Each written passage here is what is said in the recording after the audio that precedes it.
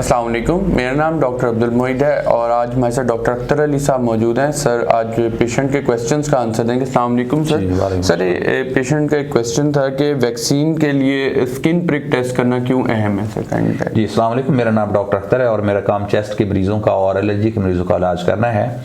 इसमें जो क्वेश्चन इन्होंने किया है, अब ये स्किन, पहले तो ये समझें स्किन प्रिक टेस्ट होता क्या है।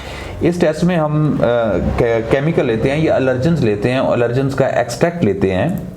ये जो हमारे पाकिस्तान में इस तरह कह लें जो कॉमन एलर्जीज़ हैं, जो एक मैन्युफैक्चरिंग फैसिलिटी है, वो क्या करते हैं कि वो अलर्जेंस लेते हैं, उनका एक एक्सट्रैक्ट बनाते हैं और वो जो हमारे पास आ जाता है एक फैक्ट्री से तैयार होके।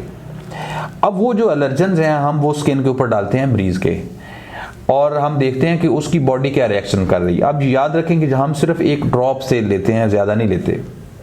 अब जब वो ड्रॉप है वो जब डालते हैं और उसको प्रेक करते हैं तो उसकी रेडनेस आ जाती है या वहाँ पर सोजिश हो जाती है। तो उससे ये पता लगता है कि ये जो पेशेंट है इसको इस चीज़ से एलर्जी है। अब वो जब पता लग जाता है तो उसकी हम फिर मुतलका वैक्सीन कर देते हैं। तो इस तरीके से इसका ये बेनिफिट है कि ये हमें आइडेंटिफाई करने में हेल्प करता है, ये जो टेस्ट है, कि इस पेशेंट को किस चीज़ से एलर्जी है। क्योंकि एलर्जी 15 किस्म की होती है जो हमारे पास टेस्ट अवेलेबल हैं। उसमें खाने पीने की चीज़ें भी हैं, वो हम लिस्ट लगा देंगे। उसमें पोलन एलर्जी भी है, मुख्तलिफ पौधे फूल उनके ये जो पोलन्स होते हैं उनसे एलर्जी होती है, वो लिस्ट हम नीचे लगा देते हैं। तो मुख्तलिफ लोगों को मुख्तलिफ चीज़ों से एलर्जी होती है।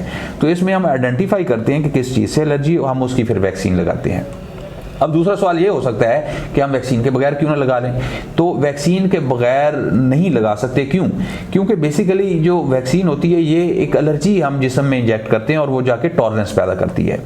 अगर आप अंदाजे से लगाएं और इससे किसी को एनाफाइलेक्टिक रिएक्शन हम अंग्रेजी में बोलते हैं, क्या होता है कि खास किस्म का शॉक आ जाता है, यानी एलर्जी पूरे जिस्म के अंदर हो जाती है। बीपी जो है आपका लो हो जाता है, सांस की नालियाँ बंद हो जाती हैं। तो ये एक सीवियर कंडीशन है, इमरजेंसी की कंडीशन है। इसलिए गाइडलाइंस में जो इसमें हमें एडवाइस किया जाता है वो ये है कि आप पहले टेस्ट करें, साबित करें। जब आपको साबित हो जाए कि इस बंदे को इस चीज़ से एलर्जी है तो फिर उसकी आप वैक्सीन करें और वैक्सीन फिर एलर्जी का एक मुस्तकिल इलाज होता है। आपको कोई क्वेश्चन? सर मैं ये ना स्किन प्रिक टेस्ट से मुतालिक इससे पहले जो हम अक्सर पेशेंट्स को कहते हैं एंटी एलर्जिक गोली ना खा के, एंटी हिस्टामिन गोली ना के, उसकी क्या इंपॉर्टेंस है? अब इसमें क्या इंपॉर्टेंट है, अब हम इसमें क्या कर रहे हैं, हम बेसिकली एक टेस्ट कर रहे हैं कि एलर्जेंस डाल रहे हैं स्किन के ऊपर जिससे उसको एलर्जी है। अगर फॉर एग्जांपल एक आदमी ने एलर्जी की गोली पहले खाई हुई है, अब जब आप याद रखें जो एलर्जी की गोली खाते हैं वो ये नहीं कि आपने इधर से खाई और 12 घंटे में गायब होगी, ऐसा नहीं होता। उसका एक हाफ लाइफ होता है, वो ब्रेक डाउन होती है और 2, 4, 5 दिनों में वो आपके जिस्म से वो खत्म होती है।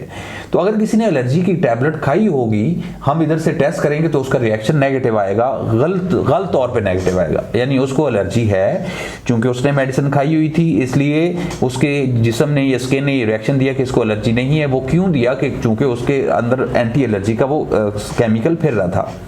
तो इसको हम कहते हैं कि फॉल्स नेगेटिव, यानी इस बंदे को एलर्जी थी लेकिन उस दवाई की वजह से उसका नेगेटिव आ गया। तो इस हिसाब से ये फिर जो है ना वो उसको फिर हम जो है वैक्सीन नहीं कर सकते, तो उसके लिए बेनिफिशियल नहीं है। तो इसलिए बेहतर है कि आप एलर्जी की दवाई बंद करें 4 से 5 दिन, उसके बाद टेस्ट करवाएं।